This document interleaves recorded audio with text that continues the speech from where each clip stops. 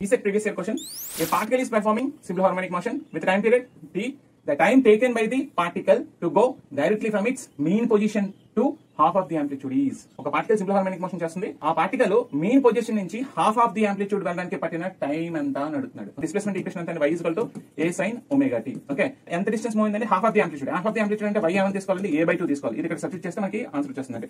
a/2 is equal to a sin omega t. Okay, ఇది standard formula అండి. Okay, ఇది simplify చేస్తే sin omega t is equal to 1/2 అవుతుంది. So ఇక్కడ omega t is equal to sin inverse 1/2 అవుతుంది.